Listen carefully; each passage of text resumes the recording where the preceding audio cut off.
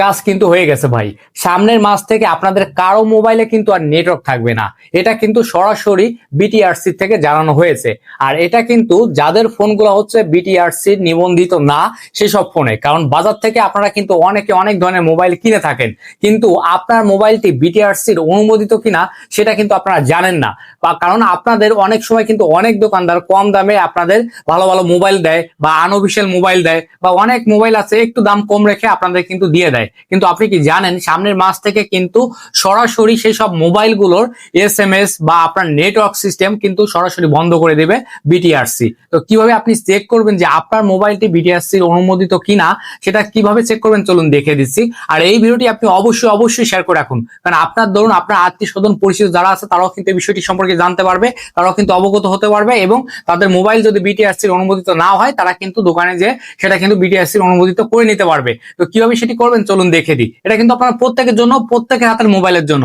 তো চলুন শুরু করা যাক। এই কাজটি করার জন্য প্রথমে আপনাকে আপনার ফোনের যে ডায়াল প্যাডটি আছে সেই ডায়াল প্যাড থেকে আপনাকে ডায়াল করতে হবে *#06, এরপর আপনি হ্যাশ দিবেন।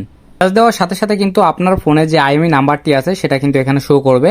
তো এখান থেকে এই আইএমই নাম্বারটি আপনি খাতায় লিখে নেবেন বা কপি করে নেবেন। আমি কপি করে নিচ্ছি। আপনার দ্বিতীয় নাম্বারে হচ্ছে আপনার ফোনে যে মেসেজ আছে, যে মেসেজ অপশন, সেই মেসেজ অপশনে আসতে হবে। দেন স্টার্ট চ্যাট, এখানে আপনি ক্লিক করবেন, মানে নতুন একটি এসএমএস লেখার জন্য। দেন এখানে আপনি 16002 এই লেখাটি লিখবেন, মানে এই নাম্বারে আপনাকে এসএমএস পাঠাইতে হবে। দেন ওকে করবেন। ওকে করার পর এখানে দেখুন এই যে টেক্সট এসএমএস, এখানে আপনি আপনার ফোনে যে আইএমই নাম্বারটি আছে সেই আইএমই নাম্বারটি বসিবেন। তার আগে আপনাকে লিখতে হবে KOID।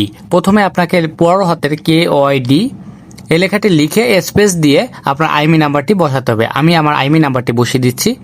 আইএমই নাম্বারটি বসানো হয়ে গেলে এখানে দেখুন দেওয়া আছে এসএমএস, এই এসএমএসে আপনাকে ক্লিক করতে হবে। এখানে সেন্ড করবেন, একটু সময় নেবে।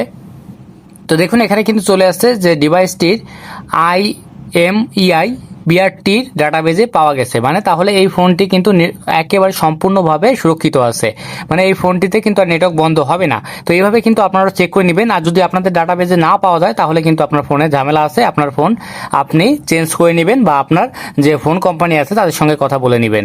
অবশ্যই এই প্রয়োজনীয় ভিডিওটি আপনি শেয়ার করে দিন। ধন্যবাদ সবাইকে।